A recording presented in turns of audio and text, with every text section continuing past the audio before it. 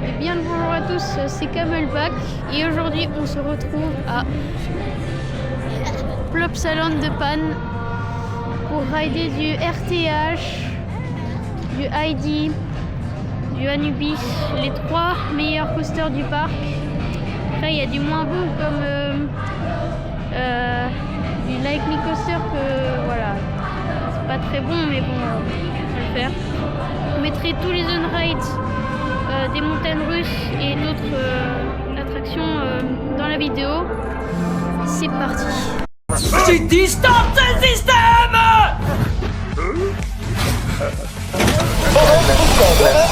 9, 8, 7, 6, 5, 4.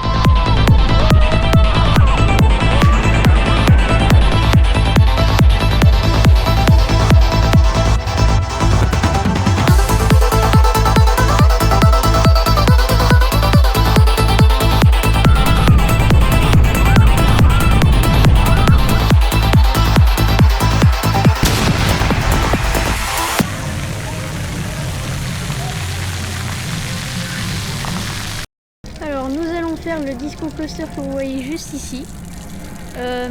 C'est Grotte Golf. J'aime bien la petite théma avec pour l'entrée de la zone prendre la bosse du disco. C'est un disco coaster Zamperla de 2013 qui est très sympa à faire en famille. Et bon, les assises sont pas très confortables, mais en même temps c'est un disco, donc voilà, c'est ça. C'est parti.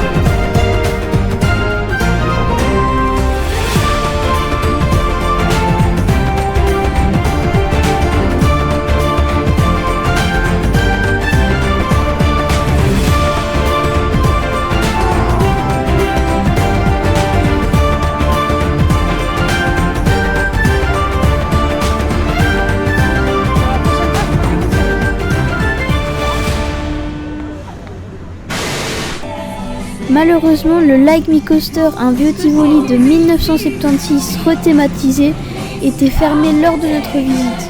Mais pour l'avoir déjà raidé, rien ne va dans cette attraction.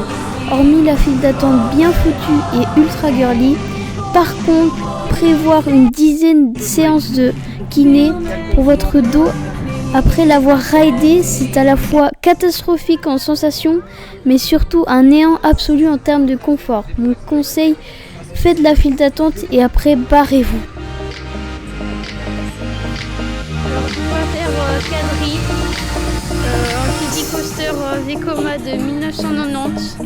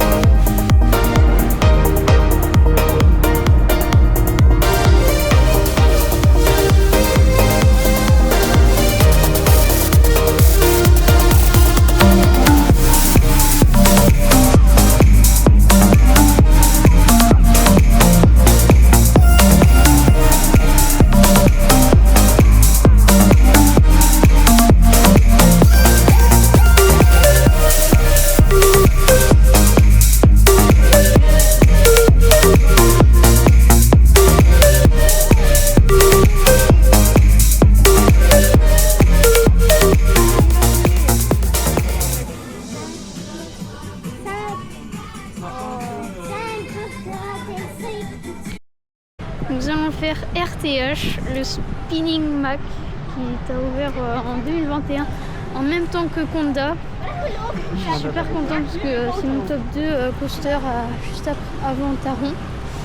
Et franchement, il m'a manqué.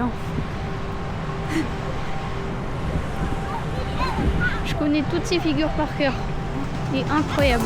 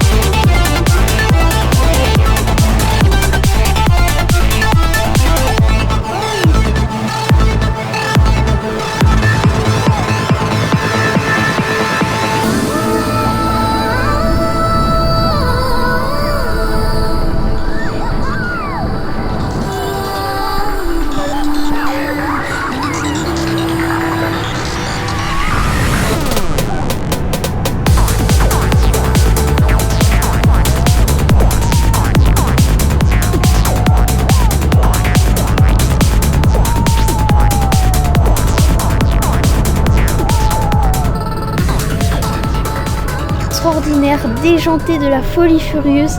Les superlatifs me manquent pour vous dire tout le bien que je pense sur ce Ride to Happiness. Comme c'est un extreme spinning, chaque tour est différent. Vous ne savez jamais ce qui vous attend à la prochaine figure. Imbattable en termes de sensations, meilleur coaster de Belgique sans hésiter. Quasi aucune vibration. Ce truc c'est un banger absolu. Et pour nous remettre de nos sensations, rien de mieux qu'un petit Dino Splash, le flume du parc.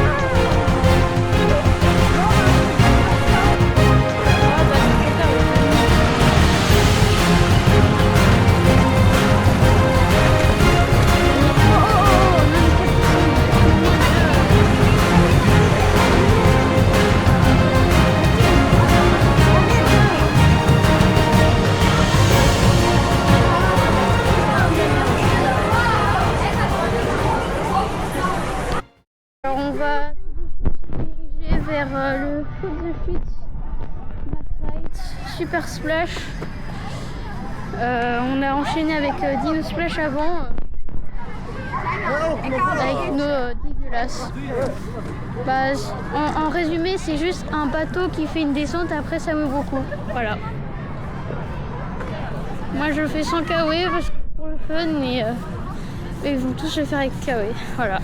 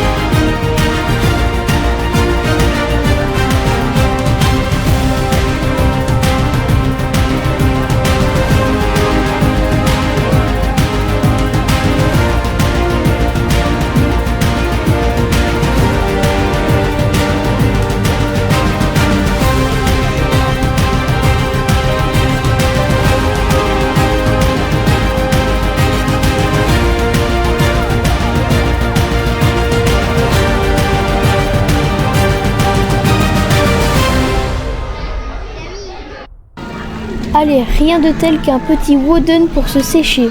Ça tombe bien, on nous a pas encore montré Heidi, un wooden GCI de 2017 assez rapide. C'est parti.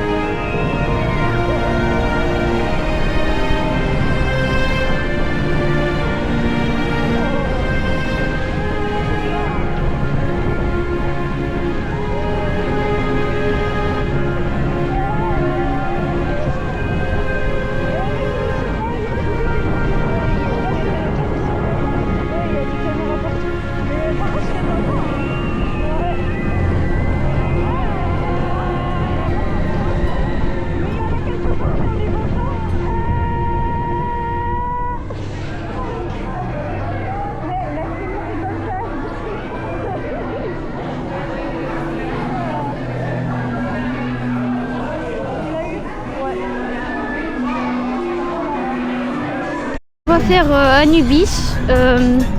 C'est un coaster du constructeur Gershauer sur le thème un peu d'un manoir hanté. Commence par un premier launch, c'est sur des petits wagons comme ça. Lancé de Anubis. La file d'attente, c'est un manoir, je sais pas, c'est assez crasseux, oui. La file d'attente, il y a des poussières, je sais pas si c'est fait exprès ou c'est... Enfin, je sais pas.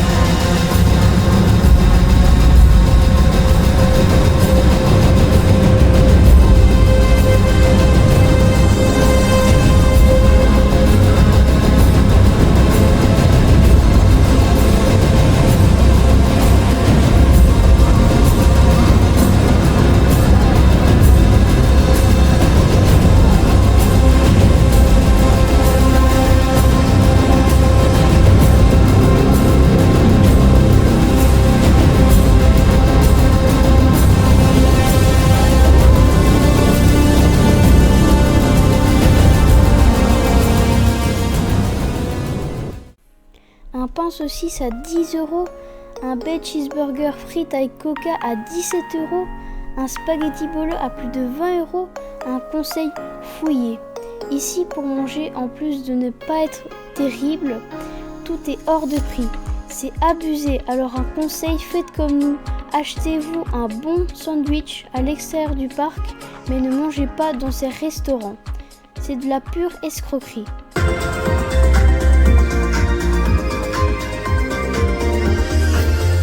On saluera tout de même la bonne qualité de la parade avec tous les personnages de Studio 100. Elle est assez sympa, voici un extrait.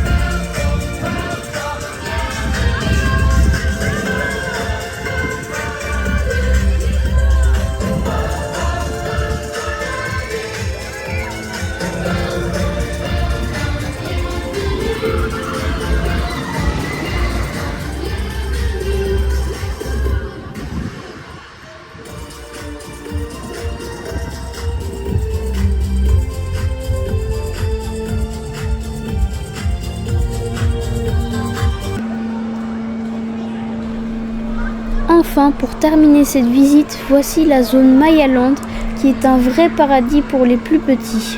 La thématisation est vraiment très réussie.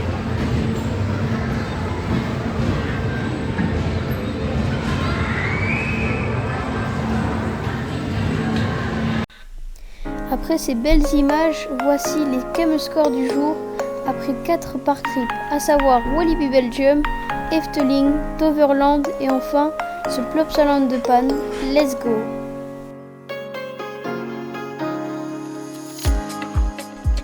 Pour ce park trip, nous retiendrons surtout notre Ride to Happiness Chérie qui explose tous les scores avec une note de 92 sur 100. Pour les détails, je dirais qu'il n'y a qu'un petit manque de théma qui, loin d'être moyenne, ne vaut pas celle d'un Fly ou d'un Black Mamba. Le coaster est posé et le layout ne joue pas vraiment avec sa zone, comme le font un Taron ou un Phoenix. Mais on chipote. Mais il n'y a pas que ce RTH qui a été bon aujourd'hui. Heidi the Ride est pour moi considéré comme l'un des meilleurs wooden que j'ai fait jusqu'à présent. Une vitesse survitaminée, un layout avec pas mal d'airtime et une petite théma qui paye pas de mine. C'est validé. Et enfin, Anubis The Ride vient compléter ce tableau des coasters vachement bien garni. Le Launch Kershower fait entièrement le taf avec de belles poussées. Il pêche toutefois un peu par un manque de confort. Ça tape quand même un peu, mais ça reste agréable à rider. Pour le reste, pas mal de bonnes petites choses et de nettement moins bonnes. Au classement général des coasters après 4 park trips, on voit que The Ride to Happiness s'installe en tête devant Megalodon et Panda. Plopsaland classe quand même 3 coasters dans le top 10 puisque Heidi et Anubis s'y glissent tous les deux. Notre prochaine visite à Bobbianon changera-t-elle la donne? Fury détrônera-t-il RTH? Vous le saurez dans notre prochain épisode. Pour rappel, il y a encore pas mal de parcs à ajouter prochainement avec les visites prévues à Bobbianon, Astérix, Pelloa, Phantasialand et bien d'autres encore.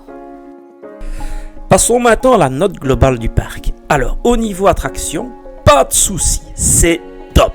Il y a des excellents coasters, mais également beaucoup d'attractions pour les petits qui seront très gâtés.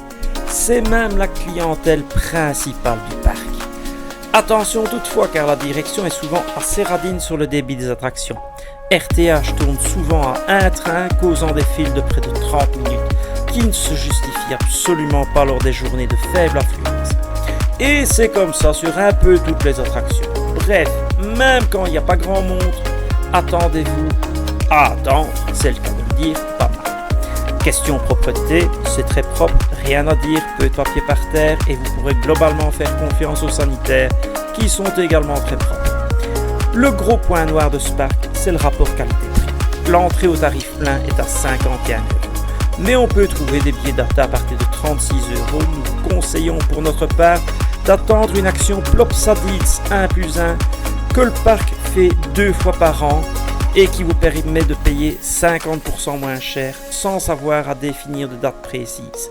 Ça, c'est du méga bon plan. Par contre, prenez de quoi manger et boire avec vous. Il y a quelques bonnes sandwicheries sur le chemin qui vous feront quelque chose de frais pour pas cher. Mais évitez comme la peste les restaurants du parc qui, en plus d'être franchement pas terribles, sont beaucoup trop chers. Et le merch, on en parle, là aussi ça devient impayable. Les suites RTH montent à 100 €, rien n'est abordable, même pour les enfants. Bon, niveau ambiance, c'est discutable. Hormis l'univers Tomorrowland, vous retrouverez tout l'univers Studio 100. Bref, il faut connaître. Et il faut aimer surtout, parce que franchement, Pat le pirate, Vic le viking, Mega Mindy, c'est pas vraiment ce dont on raffole le plus. Mais ça tient la route et c'est généralement assez bien thématisé. Enfin, un petit mot pour le personnel qui s'est montré assez sympathique et serviable lors de notre visite. Au final, même si il est un bon parc et que RTH vaut le voyage à lui tout seul, on reste quand même assez sceptique en raison des 3 points noirs évoqués ci-dessous. Mais si on retire ces fils, cet aspect financier et ces licences qui ne sont connues que par nos amis flamands, vous passerez une très bonne journée à Plopsaland. Bon, encore une chouette journée à Plopsaland de Panne. J'ai pu enchaîner RTH, Anubis. Heidi, on l'a fait qu'une fois parce qu'il y avait beaucoup trop d'attentes et ça allait pas. Globalement, c'est un bon parc à faire en famille. Parfois, la thématisation est un peu dégueulasse, mais voilà. J'espère que vous avez aimé la vidéo. N'hésitez pas à mettre un like et à vous abonner pour me soutenir. Vous pouvez maintenant reprendre une activité normale. Salut!